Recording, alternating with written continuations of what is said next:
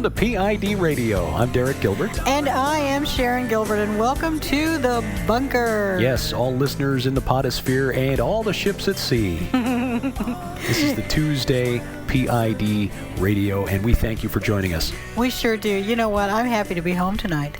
Yeah, you had a busy day today. I did. I normally spend my day writing, taking care of Watcher Magazine and just sitting around in my jammies, thinking about Krispy Kremes, you know. It's a tough life, but somebody's got to do it. It takes a lot of work to get your backside into that kind of shape. Hey, listen, I have a writer's physique.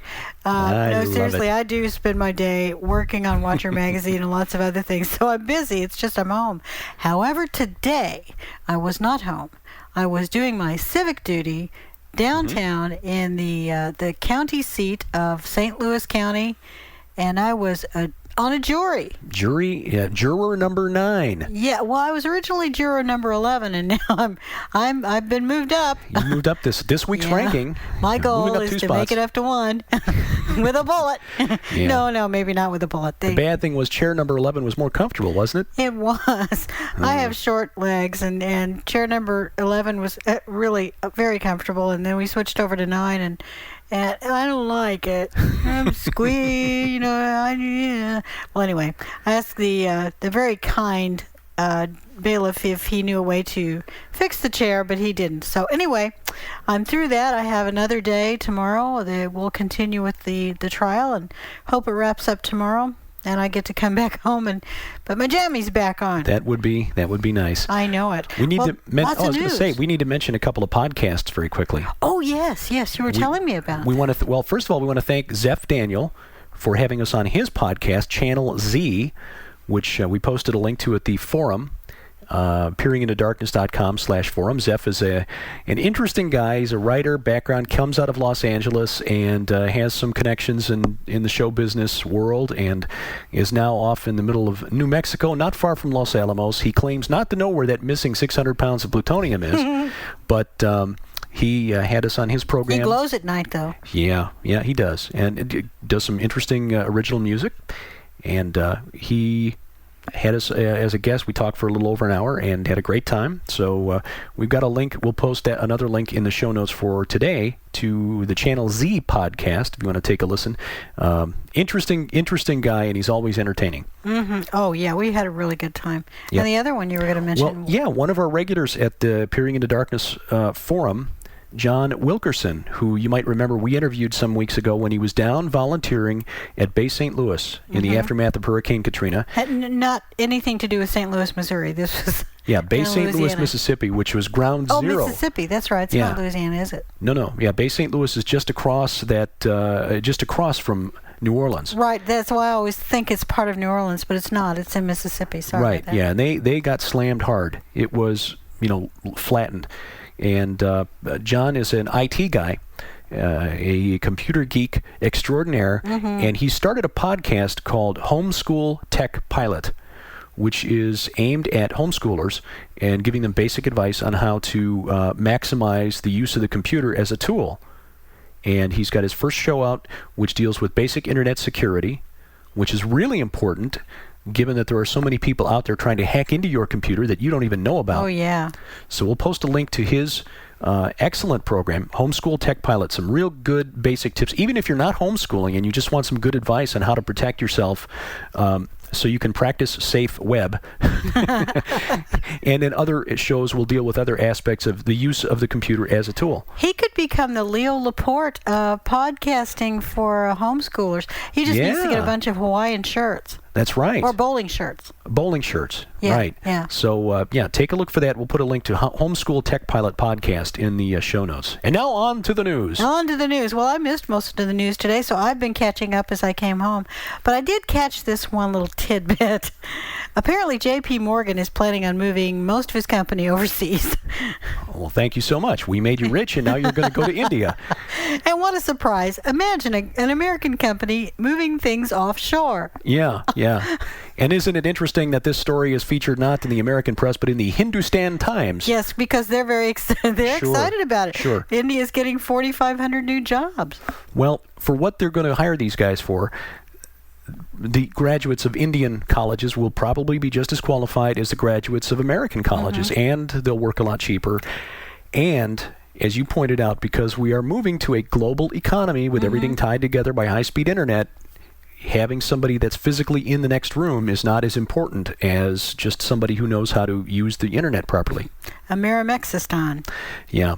And your point was well made, before the show, that this is because we are moving to a one-world society. Oh, yeah. You know what? If Jesus doesn't come back before then, I really think 20 years from now, this is going to be a totally different globe. Yeah. So don't buy expensive maps, folks. Just use the 1-to-1 scale map that's right outside your front door. That's right. And by the way, don't buy maps that are wrapped in plastic. I found a story when I came home from my trial. I wasn't on trial, of course. When I came home from that today, there's a chemical called bisphenol A, and apparently it's part of a lot of plastic packaging that goes on foods. It's bad. In very, very small quantities, it can cause damage to young brains. Exactly. Apparently, it's very unstable, and it's used to sort of harden the plastic edge. So you have a protective coating, say, on the inside of a milk container. So buying your milk in glass bottles is better? I think so. You know what? We have a local dairy around here that we got our milk from for a while, and it was a little on the pricey side, but you know what? After reading this, I may call them back and say, we think we'll sign up with you again for home delivery or just start buying it off the shelf, because there are a couple of stores that carry it, because they sell in glass bottles. And they don't have any growth hormones in their milk. None of their milk products have growth hormones. So if you have a local dairy or a regional dairy that does something like that, check them out. It's worth a few, it's 50 cents more per gallon or something, or $1 more per gallon. I can't remember exactly what it was, plus the delivery fee. Well, here's a story that kind of struck me as odd and isn't getting a lot of play in the mainstream press. Myung Moon, the leader and founder of the new Messiah. What does he call himself? The Lord of the Second Advent. Yeah, Myung Moon, who's of course the founder of the Moonies, the Unification Church, is on tour. He's promoting himself as a world peace advocate, but he's touring with a group of VIPs, among whom is the president's younger brother, Neil Bush. Neil Bush is going along with the Reverend, quote, end quote, Moon as part of a 100-day tour that will hit 100 cities in 67 nations. Okay, this is a pretty big deal. They're pretty far into this, actually, because they're in Manila in the Philippines right now, and this is the 82nd city on their 100-city tour. And Neil Bush... his presence in this group is kind of strange, because Neil Bush isn't exactly known as a highly religious man. No. There's some things that came out in his divorce proceedings that I won't go into here that just lead one to believe that, religion doesn't play a real important part in his life. And to be fair, people can change. It could be that things that he did in the past, that he has changed and had an enlightening experience, but... Based on what he's doing now, one wonders. It is possible. One wonders. See, and here are the other things about Neil, which Jeff Wells brought out at his blog, Rigorous Intuition. Back in April, a story appeared in Newsday, which is a New York newspaper, that Neil Bush and Cardinal Ratzinger, back in 1999, were part of a group that founded an ecumenical foundation in Geneva, Switzerland. There were a few other, well-known religious figures, Prince Hassan of Jordan, the former chief rabbi of France, a Muslim dedicated to, a prominent Muslim, Prince Sadruddin Aga Khan, I'm probably mispronouncing his name, and a Greek Orthodox leader, Metropolitan Damaskinos. So, they had a number of different denominations and faiths represented as a part of this group called the Foundation for Interreligious and Intercultural Research and Dialogue. And their goal was apparently to promote ecumenical understanding, interfaith relationships, and so forth. But according to what I was able to find out about this organization, they hardly ever had any money, and it's not really certain that they ever accomplished much of anything. But it was significant that you had a member of the Bush family and the former and the future Pope of the Roman Catholic Church as part of the group that founded this interfaith organization. And Neil Bush has also worked as a lobbyist for the Church of Scientology. He's a seeker-friendly guy. He's trying to figure out where to go. I guess. Now, this is from 2002. So in 99, he was part of this interfaith group. In 2002, he's working for Scientology. And now in 2005, he's touring with the Reverend Moon of this Unification Church, promoting world peace. What's next? Neil Bush Bear? Could be. Remember Billy Bear? I remember Billy Bear. I know we already have a sort of... I'm not sure what was worse, that or the was the BCCI deal that the Neil Bush was involved with, the savings and loan collapse. Yeah, yes. Oh, yes. Yeah, or is it Silverado? Or well, I'll have to do some more digging into that. Yes, it's something like that. We'll have to dig on that. But also remember the Billy thing. Wasn't it Gaddafi that he was cozying up to during his brother's presidency? I'll have to look back on that, but there was some scandalous appearance. Billy, yeah. The younger then, of brother, course, there's Roger Clinton, who was an embarrassment too. So, but here's something interesting. So here, if you want to run for president, take a hard look at your siblings. Younger brothers. Yeah, if you got a younger brother, just make sure they're out of the country forever. There was an interesting little side note to this. Sun Myung Moon has a problem with the cross because he considers it a divisive symbol. And so he tells his followers, in Christian churches, to take down the crosses, take down the symbol of Christianity. Now, that interesting? Do you remember, this was a little reported story, but do you remember that for the inaugural parade this year in Washington, D.C., 2005, the White House at first issued a ban on crosses. They didn't want any crosses displayed in the parade.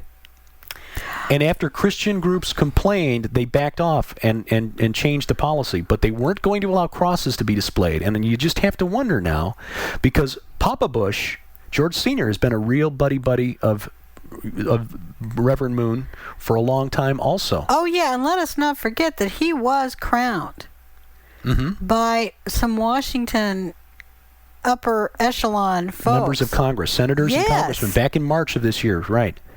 They put a robe around his shoulders and a crown on his head. Very strange.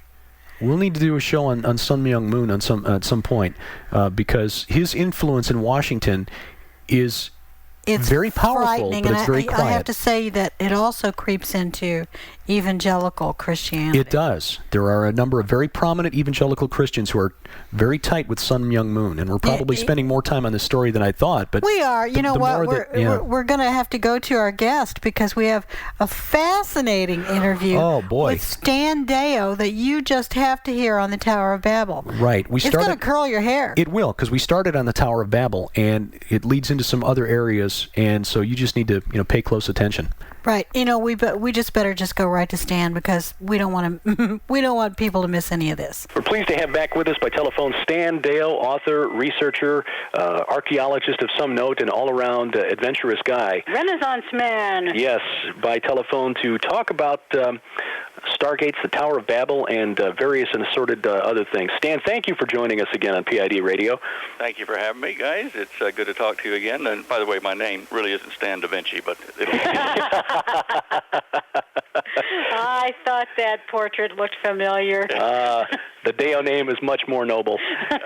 When I was predicting, I'm still predicting earthquakes with the data we've got, but there was a while there I had to start telling people, look, I'm just doing this scientifically. I'm not using psychic powers and that kind of junk. And I said, don't call me Nostradeo anymore. So we're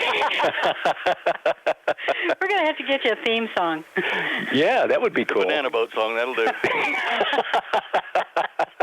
I'm sure you hear that one a lot. Yeah. I do. Oh, God. Well, Stan, one of our listeners had asked us about the Tower of Babel, sent us a note, suggested that might be something to talk about, and so we're kind of taking a couple of looks at it. The history we'll talk about with author Peter Goodgame, but we heard you interviewed by Steve Quayle on his radio program a couple of weeks back, right after that patent was announced for the gentleman who had, in Indiana, for the anti-gravity device. Right. And I guess the talk of space-time curvature and whatnot led to discussions of portals and dimensional portals.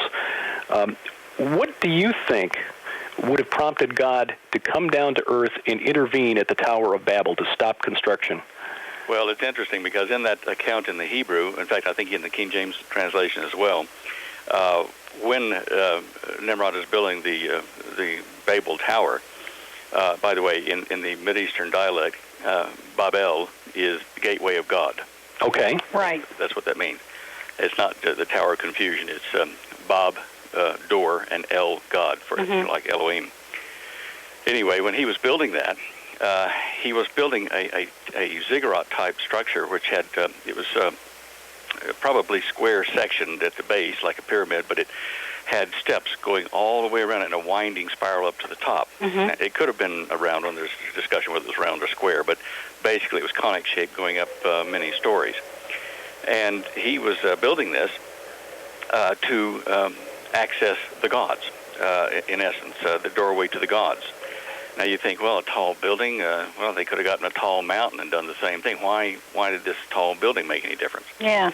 And in the Hebrew it says, let us go down and just, knock it down, lest they climb up here and become as one of us.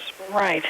Now, there's a stele I have from the area that I've taken off the internet, some very nice high-resolution photos of it, which shows Marduk, an ancient king in the area there, standing at the base of a ziggurat, and there are other people climbing up underneath him who have been thrown off or killed or whatever from the power of the gods underneath this ziggurat.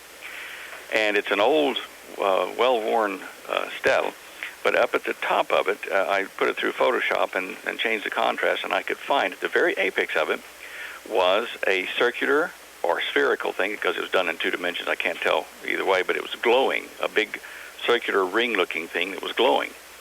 And in some of the translations from that period, we find that they built the ziggurats to allow the gods to come through from where they come through with a lot of energy and a burst of light at the top, and then walk around slowly, and they even put food stations at various places down the long walk down for the gods to sit and refresh themselves while they were discharging energy so they wouldn't hurt anybody. So it sounds for all the world like a Stargate, but one that has to be high enough above the dirt not to short out, to electricity to ground. Okay. And I think from reading other portions of Hebrew and Chaldean-type stories, that the area that they came from is not like another star system per se out, in some direction you could point a finger, but from right around us in a parallel universe that exists right where we are, but on like a different matter wave, if you wish. The portal, the gateway, would open up between our world and the parallel universe, which is all around us. And there are many parallel universes, we think, at least 7 that the scriptures speak of, around Earth. Okay, like the seventh heaven. Exactly, absolutely, exactly. Okay. We try to relate everything that we discuss on this to biblical documentation so that we don't drift too far off of what the truth is. Right. So I do think that in Iraq, Iran, somewhere in that area, perhaps at Basra, I won't go into the discussions too long on that, but that there might have been a gateway ziggurat in that area. And there may well be again in the near future, like in the next year or two, because I'm certain that they're going to make the announcement here very shortly on the alien presence and the cover-up officially. Do you see any connection between that and the abyss where the strong angel comes down with the key? Well, it's possible. It's possible. I know that area of the planet is a thin crust there. If you look at the bottomless pit that he opens, a bottomless pit If you try to visualize that, as a normal pit, you can't. But if you visualize the inside of a hollow sphere, that is bottomless. There is no bottom. Well, sure. Okay. Yeah. So I think that, yes, that does tie in quite closely with that. Sorry, go on. No, I think Sharon was alluding to some of the information we discussed with Peter Goodgame in the location of the ancient temple to the god Enki, which was called the Abzu, or the Abyss, was located in that area at the ancient city of Eridu, which the Sumerians remembered as the very first city, which, of course, biblically would be the city that was built for Cain, or by Cain, rather, for his son Enoch. And interestingly, Enoch's son was named Irad, I-R-A-D, which is very similar to Eridu. Mm-hmm. Yeah, I have looked at that too. I'm not sure that my view on it is correct, but when I found the Garden of Eden in the scriptures, being modern-day the Danakil Plains east of Ethiopia, when all the land masses of Indian stuff were together, the Indus Valley, river valley, connected to the Persian Gulf. Sorry, not to the Persian Gulf, to the Red Sea near the Danakil Plains. And there I found evidence of Cain's migration eastward there, directly eastward, because the Garden of Eden was down there, eastward into the Indus River Valley and up to a town now called, it's been built up many times, called Shalkat, which we think was Enoch's city because it changed names several times. But anyway, it doesn't matter. Either place is fine. But I do think that from a number of things that I've heard from people in the Pentagon, that the buzzword in the secret of secrets in the Pentagon is the Sumerian gods are returning. And that's what they're referring to as that whole area that Peter's Wow. Can you repeat that again, just in case anybody missed it? The buzzword in the Pentagon, in the military circles that are in the know about the cover-up here, they kind of, in whispered tones, talk about the return of the Sumerian gods. And they're talking about the what we would call aliens or fallen angels returning into the Middle East, into Old Sumer area. The Anunnaki. Well, could be. Under the other ancient names. Do you think that has anything to do with why we're in Iraq? Possibly. Because I know that there are people out there that have conjectured that one of the reasons we went in there, and I'm not saying I buy this, but I think it's intriguing, is that one of the reasons we went in was to raid the museum, to get artifacts out. Well, I've heard that, and I know the artifacts were taken to safety by someone, but I think probably the major motivations were strategic placement in the Middle East over the growing potential for an alliance between the Arab-Muslim nations there. Since the Balfour Declaration, since the end of World War I, when Great Britain repartitioned the Middle East, they drew lines into territorial borders that they shouldn't have, and they did it on purpose so that one tribe would be against another tribe or one country against the other because they had land that didn't belong to them, but it was given to them by the British. Mm-hmm. And the whole idea behind that British foreign policy there was to destabilize the Middle East so that we didn't have a rising threat from the predominantly Muslim population there because they'd be too busy fighting themselves. They couldn't get together. Mm-hmm. Well, now then you've got a new leader coming up in Iran, a young, strong force that is going to, he's already making talk about unifying the Arab-Muslim nations against Israel and the United States. Mm-hmm. Totally destroy Israel and also to wound the heck out of us because we support them and have half the Jewish population in New York. Right. So I think what we're trying to do is to hold a military foothold or presence there legitimately in Iraq or the Middle East to try to defend ourselves against the United Arab effort. I don't think it will work, but I think that was one of the major factors. And it was not so much to secure oil in the area, because what is probably not known by your listeners is when I was working for the guys, Sir John and Edward Teller and Henry Somerset and those people, they controlled governments. They told leaders what to do. This was the Illuminati people speak up. And they told me that the reason they were keeping a lot of the technology back and not using the Western oil was that they wanted to deplete the Middle Eastern Arab oil fields so they had nothing left to barter with. They wanted to break them so they couldn't buy weapons, they couldn't organize and get high tech. Obviously, this has failed, but that was what they started 40, 50 years ago. It was an extension of the Crusades, Western Judeo-Christian nations going against the Muslim nations in the Middle East.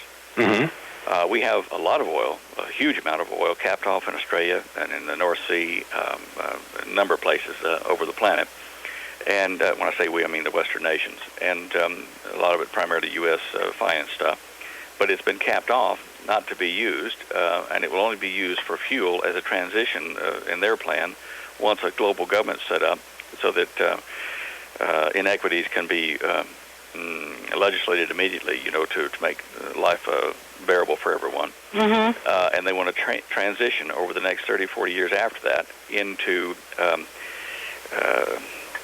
a non-petroleum, non-combustible, non-fossil fuel type power source for cars, aircraft, and the home. But they had to have complete control of the planet to do it without creating a huge disparity between nations and increasing the likelihood for war. This is their altruistic view. And that's why I think they allowed the oil fields to burn for a while before they put them out when they went into Gulf War I. Oh, okay. That's interesting. Okay. Interestingly, you were talking about the glowing orb at the top of the ziggurat and that stele that you have, and I'm looking at the back of my dollar bill and seeing the Masonic symbol there with the eye, the all-seeing eye with the glowing circle or orb around it. Do you think that was inspired by the ancient Stargate or whatever it was? Gosh, I'd never thought about it, Derek, but it does sound like it could have been. It's in the right place. Mm-hmm. It's glowing, and it's the eye of God. Well, yeah, I guess it could be. That's an interesting observation. Well, it just occurred to me. I hadn't thought about that before, because I've heard you mention the stele before, but it never occurred to me until just now. The reason we mentioned the fellow with his anti-gravity device and the Stargate technology, the portal, you mentioned an incident that occurred while you were in Australia, down in Fremantle, with a fellow who asked for your help on some of this technology. Can you tell us about that? Yeah. At that time, that's going back about, I guess 20 years. I had my work had become fairly well known across Australia. My books having sold the equivalent of a billion seller here down there, and wow. in there I had a section on Nikola Tesla in the Cosmic Conspiracy book, and I had done a number of public lectures on it. And somewhere in one of those public lectures, I think I had mentioned the fact that I had built a coil, a toroidal coil, for anti-gravity tests, which I had done back in Dallas before we went to Australia. And it had bent the light in the room around and burned out. And I discussed a bit more how I did it in the taped interview, or the interview, or lecture. And this guy down in Fremantle, which is about 45-minute drive south through traffic from Perth in Western Australia, he lived down there, and he rang me up one day. He said, "Oh, look, my name is whatever it was," and he says, "Look, I wonder if you come help me with a problem I've got on a Tesla coil. I'm building some toroidal coils here, and they don't seem to be working right." And I said, "Well, I'll do it if I can." I said, "Where are you located?" And he told me the address, and so he says, "Just wait outside. It's kind of a warehouse that I live in, and I'll come open the big door for you." I said, "Okay, fine." So I suspicioned something was weird there, and so I called a friend of mine, Kim. I said, "Kim, I've got a live turkey on the line here that's wants to help him with his toroidal coil. I don't know him from Adam, and it's like meeting at a big warehouse next to the docks there, Uh-huh. Yeah. And you can just see X-Files all over this. Yeah. Right. Yeah. So I said, "All right, then will you come down with me?" He said, "Yeah." So we got in the car and drove down, and we parked outside this big old ancient brick warehouse that had been there for probably 100 years at least, serving the ships coming in. Closed up, but we parked where we were supposed to, and we knocked on this big door, one of these sliding red wood type doors, and sure enough, up he comes, and he rolls it open to let us come in, and he said, "Oh, hi." I said, "Oh, this is my friend Kim." And, "Oh, okay." And so we come in. He closes it again, locks it up, and takes us into the center, into this kind of darkened warehouse. And in the middle of it there, on the left side, there was this his office research area where he built his coils and stuff. And it's kind of fenced off with, partitions, but you could see over the top of it. So So we went in, and he said, "Oh, here's this Tesla coil I've been building," and he had built a wonderful Tesla coil. I mean, it was one of the best ones I've seen. It was perfectly tuned, gave nice singing arcs off the top and everything. And I said, "Well, that is amazing." I said, "Show me how you did it." And I said, "Oh, yeah, well, that capacitor there, that's the way to solve that problem. That's good. Excellent." He says, "Now, here's my real problem." He took us back over to another table.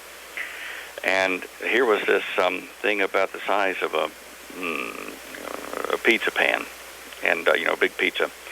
But laying there, about that diameter, was this coil that looked like a big donut, if you wish. And the donut part of it that you would bite into was about 3 inches in diameter. And the hole in the middle of it was the rest of the pizza pan. And he had wrapped 2 or 3 coils of wire around this donut in different angles to each other, and was trying to pulse a resonant circuit through it like he did with the Tesla coil.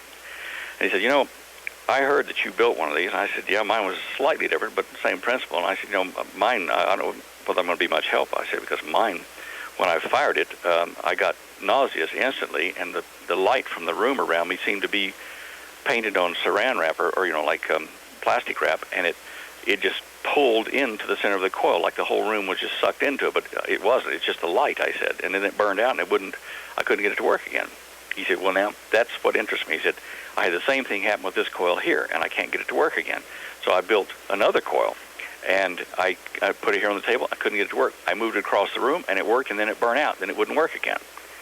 He said, "That's what I'm trying to figure out." So we're sitting here talking all this, and my friend Kim is circling behind this guy, looking over his desk and papers and things, just being a bit nosy.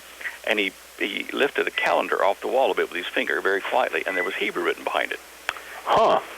Kim gave me the nod back there, and he says, with his eyebrows, look what I'm going to show you. And so he moved that, and I did a quick glance, and the word for sword in Hebrew was hanging right down, vertically behind his calendar. So then Kim went around moving some other things, and there was Hebrew written under other things hidden in the room. So Kim says to the guy, "Look, if you got a toilet, look, we've been here so long, I just got to go." So the guy says, "Oh, yeah, all right, well, just stick to where I tell you. Go down that hallway down there and turn left." And, he gave him instructions through this dark factory, and so Kim wanders off. So this guy and I continued to talk. I knew Kim was wanting to go nose around and see what else was out there. Mm-hmm. He comes back with his eyes as big as saucers, and he says, "Well, I guess you better take a leak too, because, nod.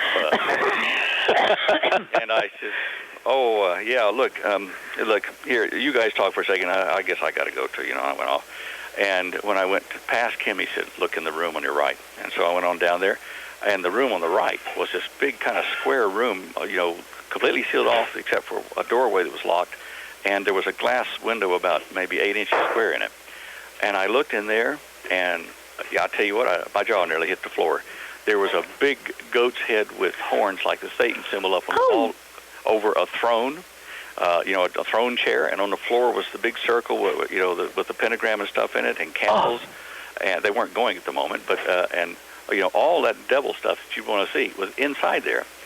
And it suddenly dawned on me. I thought, "Oh, yeah, this guy's up to no good." And I went down to the restroom thing like I was going to, and I saw stairwells down into the lower quarters. So I went and made the do stop and came back. And I said to this guy, I said, "Hey, I couldn't help but notice you have a basement here." He said, "Oh, those are the old cellars where they used to kind of use them to store stuff, and some little jail cells and things down there." And I thought, right, this guy is trying to gate beings through with his coil. That's what he's up to. So we excused ourselves as polite as we could a little bit thereafter and left. But he was actively, as a Satanist or whatever, trying to open the gateway to a parallel world, whether it be the underworld or levels above us, I don't know, but it was not for good. So this system that he was building was basically just a big electromagnetic coil or device that he thought would open a doorway between our universe and one of these parallel universes. Yeah, and I don't know how he got to that conclusion from what documents he was reading, whatever, but he had studied Kabbalah. Mm-hmm. And all I can assume is he may have derived it from some of that. Anyway, it was spooky. We actually couldn't wait to get out of there, And we presume that you didn't really help him all that much. No, we didn't. Okay. Good for you. Wow. It's mind blowing. It really is. that here we've got guys who are trying to use modern technology combined with, one would presume that the words on the walls were some sort of spell or something he was trying to invoke or cast or something, or did you not get enough of a look to really get a sense for what he was trying to do? I couldn't do it. No, I am aware of that. But his he was just a scaly character, and I knew from seeing what I did see that it was stuff that had been used in ritual magic before, or witchcraft, that sort of stuff. But anyway, it's I didn't want to know anymore. Yeah. Oh my goodness. Well, the thing that we wanted to convey to listeners is that this stuff is out there and it does exist. It does. Now, Stan, this is different. You're talking about this coming through a dimensional portal. Yeah. That would be different than, say, conjuring up a demon, quote unquote, and some sort of occult ritual, right? I don't know, because I don't know what they'd use in the ritual. I haven't personally done it. I try not to do those things.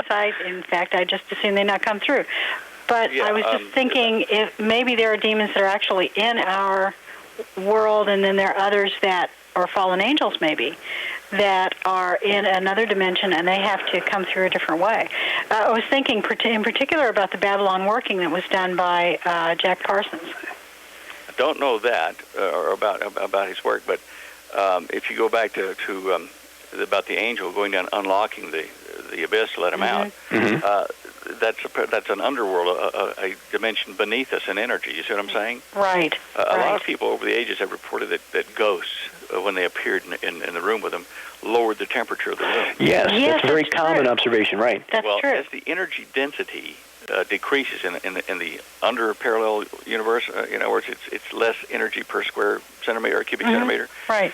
If they open a gateway into our world, they suck energy out of our world into theirs because they're cooler than we are. Oh, sure. Okay. And if you go the other way and you look at like Enoch's vision and various of the other Old Testament visions where they've seen God appear in the heavens and come down, it's always attended by fire and smoke because they're more energetic as they come into our world. Right. Okay. And that's why the stele was there when they went through a portal instead of gating through with a sled device. The portal you had to de-energize as you came down. Why not? When Moses was up on Mount Sinai, he says to God, "Look, I hate to be intrusive, but I'd like to see what you look like." He says, "Well, don't come any closer. I'm going to direct you into this cleft of the mountain here, and I'm going to pass by in a cloud, and you can see my shadow." The reason was, if you got too close, because God was glorified or energized, appearing from his level of the heavens, he was so energized that his energy would just destroy Moses' body. He would have burned up, sure. Yeah. So and when Moses came down, his face was glowing. Well, he glowed for several days. He had to hide his face from everybody. Yeah. And that's why. So then theoretically, Stan, we could say that it's possible hell has frozen over? If they're on I like it. You've had your cup of coffee this morning. Oh, dear. Well, Stan, thank you so much for sharing this. These stories. I mean, and I don't mean stories from the standpoint of fictional stories, but I mean your experiences. Let's put it that way, and your knowledge. It's really an education, and boy, what we wouldn't give for an opportunity to just sit down over dinner sometime and just pick your brain. Yeah. We don't mean that in a cannibalistic way either. We're just not into that anymore. Good. Lucky for me. All right, well, we'll do it again then. Yeah, all right, Stan. Thank you very much. Stan Deyo, thank you for being with us on PID Radio. Thank you. God bless, Stan. Bye-bye. Okay, honey, get the fire extinguisher because my hair is on fire. And mine's just curled. I know, mine's sizzling because, I think I need to come down, just slowly wind. That's not that wind down thing where it comes from, yeah. Stan Deyo is always fascinating, and he's got a mind that just encompasses so much. Don't you wonder God is doing such a work in so many people, and just, it's funny that the all-encompassing descriptive word that we use for those who are siding with the enemy is the Illuminati. but it's those who actually serve God who are truly the enlightened ones. That is so true. That is so true. Well, we're going to continue with the Tower of Babel theme for the next couple of days. We've been talking up an author by the name of Peter Goodgame for a couple of days now, and we've kind of rearranged our schedule a couple of times as we try to figure out how best to work this weekday format. But Peter Goodgame will be our guest tomorrow and on Thursday, and he will discuss the history of the Tower of Babel and the movement of the people groups in the ancient Near East, and how the Tower of Babel incident influenced later Egyptian mythology, You don't want and to how miss it. that has influenced the occult all the way up to present day. You know, we got good stuff in store for you. And if you have not considered what you're going to be doing on June 2nd, 3rd, and 4th of next year, give us a thought, because here in St. Louis, we're having a PidCon. Yep. We're Not a pig roast. No, peering into darkness, and the idea is to explore the topics that we talk about on this program. We're not trying to sensationalize anything. We're just trying to examine things in the full light of truth. And some of these things that are hidden now are in the darkness because very powerful forces want them there. We believe, and because we believe that there are too many of us who walk around with our eyes closed. We don't want to know, we don't want to see, or we don't want to have to think too hard about these things that really don't matter anyway. Don't we have enough to worry about just putting food on the table? Don't we have enough to worry about wondering whether or not the Bears are going to win the putting food on the table? But seriously, there are things that if you discuss in public, people think you are a loon. Oh, yeah. But there is hard data for these things taking place, the types of topics that we've discussed here. You know, I think most people really are going through life like the title of that movie that Tom Cruise was in, Eyes Wide Shut. And when I first heard that title, I thought, well, that's an intriguing title, and what the heck does that mean? But you know, it's all about the whole mind control thing. And we haven't had a chance to see the movie yet, and I understand that there's some scenes in it that really are objectionable for most people, and probably, frankly, we just assume they may not be in there. But I think that, from what I understand, that the mind control aspect of it is really worth taking a look at. Yeah. So we'll try to, preview that thing for you. Right. But that's the idea. I mean, the whole point is to show that there is really nothing in this world that cannot be, that cannot fit into the Christian worldview. That's right. I mean, if you're a Christian and you truly believe in what you say, then you should not be afraid or intimidated to examine anything in light of what you claim to believe. That's right, and that's what we are all about at Peering Into Darkness. If you want to talk to us or give us any advice or suggest a future guest, please write to us at radio@peeringintodarkness.com. In the meanwhile, I'm Sharon Gilbert. I'm Derek Gilbert. Thanks for listening to PID Radio. Bye-bye. Gonna step up to the microphone, say it loud and clear.